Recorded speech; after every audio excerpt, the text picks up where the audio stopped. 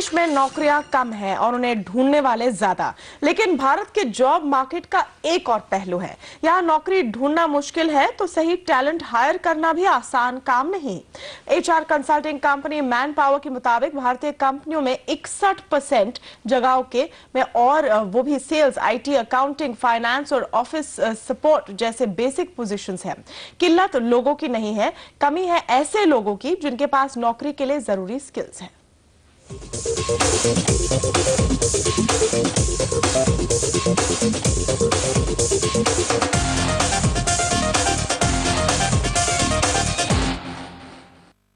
जो soft skills हैं या जो कॉन्वर्जेशनल एबिलिटीज़ हैं या इवन जनरल नॉलेज है या जनरल अवेयरनेस कह लें, जनरल नॉलेज तो नहीं कहें, इन सब चीज़ों में थोड़ा और अच्छे हो सकते हैं लोग, ऐसा लगता है कि आज की तारीख में अगर हम एमबीए कॉलेजेस भी जाते हैं और एमबीएस को उठाते हैं, कुछ ऐसे एमबीएस मिलते हैं जिनको सब कुछ पता होता है लेकिन ये नहीं पता होता कि लोगों से बात कैसे करें। कुछ ऐसे एमबीएस होते हैं जिनको अंग्रेज़ी ही नहीं आती। इंजीनियर्स को देखें या नॉन इंजीनियर्स को देखें, I think the quality of education is still quite weak in the country. जो भी टेक्नोलॉजी उनको पढ़ाया जाता है, I think they don't have enough mastery, क्योंकि जो प्रोजेक्ट्स करते हैं आजकल इंजीनियरिंग कॉलेजेस में वो काफ़ी हद तक वो बहुत वीक प्रोजेक्ट्स हैं, मतलब इंडस्ट्री ओरिएंटेड नहीं है। जो प्रोजेक्ट शायद लिखा होगा 5 साल पहले उसी को करते हैं। एक्यूरेटली 53% छात्र किसी भी जॉब के लिए एम्प्लॉयबल नहीं है। उसमें जो सेक्टर्स हैं जिसमें सबसे ज़्यादा प्रॉब्लम है वो सेक्टर्स हैं आईटी, एनालिटिक्स, कंटेंट और कंटेंट रिलेटेड रोल्स।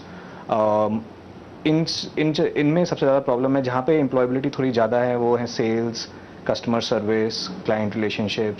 अनएम्प्लॉयबिलिटी यानी स्टूडेंट के नौकरी के काबिल नहीं होना इंडिया इनके लिए बड़ा सिरदर्द बनता जा रहा है और ये उनके लिए काफी महंगा भी साबित हो रहा है, क्योंकि बिजनेस में निवेश करने के पहले कंपनियों को ट्रेनिंग में पैसे लगाने पड़ रहे हैं। Still be spending significant amounts. I mean, you can take at least 1 lakh per new trainee has to be spent by the company. But पहले तो उससे भी ज़्यादा होता था। I mean, we used to spend 2.5 lakhs. और उसको ये इसलिए कम हुआ है कि we are actually having training partners. Cost-wise, we hear that it is 2x to 6x of the salary of the person. मान लीजिए 6 महीने का ट्रेनिंग हो रहा है, 10,000 सैलरी है, तो 6 महीने में सैलरी हो गया 60,000, तो उसका 2 to 6 times, मतलब 1,20,000 से 3,60,000 तक ट्रेनिंग का खर्चा हो गया। जानकारों का मानना है कि छात्रों के काम के योग्य नहीं होने से सिर्फ इंडस्ट्री ही क्यों, देश को भी काफी नुकसान हो रहा है। इससे भारत की ग्रोथ स्टोरी पर भी बुरा असर पड़ सकता है। People with some kind of a vocational skills is only 4 to 5% compared to a market like Singapore or Malaysia where it could be as high as 65-70%. अगर आपने अगले 3-5 साल में हैंडल नहीं किया तो आप देखेंगे कि India as a country will start losing business to other developed and developing nations. दरअसल भारत में जितनी नौकरियां पैदा हो रही है उनमें 90% ऐसी है जिनमें खास स्किल्स की जरूरत होती है और इसी की ट्रेनिंग स्कूल कॉलेज में नहीं मिल रही है। हालांकि वोकेशनल कोर्सेज और इंडस्ट्री टाइप के जरिए इंस्टीट्यूट इस स्किल गैप को कम करने की कुछ कोशिश तो कर रहे हैं। सरकार भी अब हरकत में आ गई है और नेशनल स्किल डेवलपमेंट कॉर्पोरेशन इसी का नतीजा है, लेकिन इनका कोई साफ असर दिखने में वक्त लगेगा और तब तक इंडस्ट्री के पास अपने जरूरत के लिए ट्रेनिंग कराने के अलावा और कोई रास्ता नहीं है। कविता कृष्णन, मुंबई। और जॉब मार्केट की इस खास सीरीज में आज हमारे साथ चर्चा करने के लिए मौजूद है आरपीजी एंटरप्राइजेस के corporate development and human resources के प्रेसिडेंट डॉक्टर अरविंद अग्रवाल। स्वागत है आपका डॉक्टर अग्रवाल। किसी भी पोजीशन के लिए सही टैलेंट हायर करना किसी भी कंपनी और आपकी कंपनी के लिए कितना मुश्किल है इस समय? Thank you Kavita ji. सबसे बड़ा रिक्रूटमेंट प्रोग्राम हमारा ग्रेजुएट इंजीनियर ट्रेनीज का होता है। हर साल हम करीब 500 ग्रेजुएट इंजीनियर्स लेते हैं। हमारे ग्रुप में 4-5 कंपनीज हैं जहां पे इनको एडमिट किया जाता है और हमारी सबसे बड़ी समस्या होती है सही लोगों को पहचानना। करीब हम लोग 6 या 7 हज़ार स्टूडेंट्स को इंटरव्यू करते हैं, उनको रिटन टेस्ट देते हैं, ग्रुप डिस्कशन होता है, पर्सनल इंटरव्यू होता है और इन सब के बाद करीब 500 स्टूडेंट्स हम सेलेक्ट करते हैं हर साल। उसके बाद फिर इनको ट्रेनिंग दी जाती है कम से कम 3 महीने के लिए, और कई जगह 6 या 7 महीने की भी ट्रेनिंग होती है। तो ट्रेनिंग तो मैं समझता हूँ ये हमारी जिम्मेदारी है, चाहे हम कहीं से भी लोगों को लें, ट्रेनिंग तो हमें करनी ही पड़ेगी। बट मेजर चैलेंज होता है सही स्टूडेंट मिलना। ये किसी भी कंपनी के लिए किसी भी सेक्टर में होगा अग्रवाल साहब, लेकिन यहाँ पर मेरा सवाल ये है कि जब ये कंसल्टेंसी फर्म्स कहते हैं कि भारत में ग्रेजुएट्स का एक बड़ा हिस्सा ऐसा है जो किसी भी काम के लायक नहीं है, क्या आप इसको मानते हैं? क्या आपकी एक्सपीरियंस भी यही दिखाती है? हमारा एक्सपीरियंस जो है वो ग्रेजुएट इंजीनियर सिलेक्शन का है, और उसमें हमें लगता है कि जब हम 6-7 हज़ार लोगों से मिलते हैं, उनमें से काफ़ी ऐसे होते हैं जिनको हम एम्प्लॉयमेंट बिल्कुल ही नहीं दे सकते, और फिर उनमें से चुन के हमें 500 लोग मिलते हैं।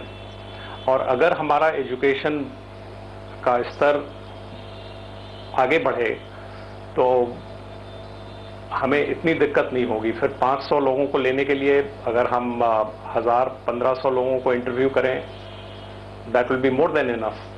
तो ये जो स्टूडेंट्स हैं जी, ये जो स्टूडेंट्स हैं जैसे आपके एग्जांपल में ये इंजीनियरिंग ग्रेजुएट्स हैं, तो ऐसे कौन से बेसिक स्किल्स हैं जो इनके पास नहीं है? क्योंकि अगर आज कोई ऐसा आदमी इस शो को देख रहा है जो नौकरी चाहता है, आदमी या औरत जो नौकरी चाहता है, उनके लिए आप अपनी राय बताएं कि कैसे बेसिक स्किल्स होने चाहिए जो आप कह रहे हैं ग्रेजुएट लेवल पर भी नहीं मिल रहे हैं।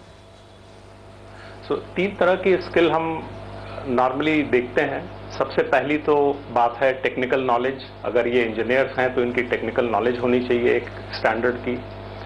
दूसरी बात होती है कि उनमें लर्निंग के लिए उत्सुकता होनी चाहिए, नई चीज़ों को सीखने के लिए उनमें उत्सुकता होनी चाहिए। और कई इंजीनियर्स ऐसे होते हैं कि वो सिर्फ अपनी किताबें पढ़ चुके होते हैं, लेकिन उनको नई चीज़ें सीखने की उत्सुकता नहीं होती। और हमें ऐसे लोगों की तलाश होती है कि वो नई बातों को समझना चाहें, उनमें उत्साह हो कि हम नई चीज़ें सीखें। तो ये सबसे बड़ी कमी हमें महसूस होती है। और तीसरी चीज़ होती है पर्सनालिटी की।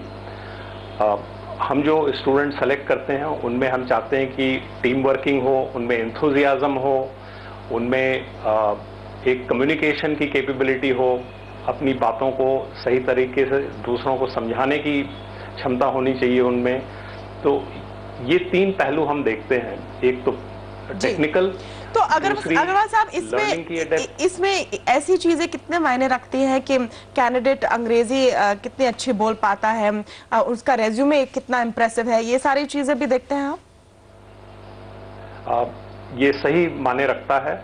और रेज्यूमे तो सभी बहुत अच्छा लिख लेते हैं, रेज्यूमे में हमें कोई दिक्कत नहीं आती।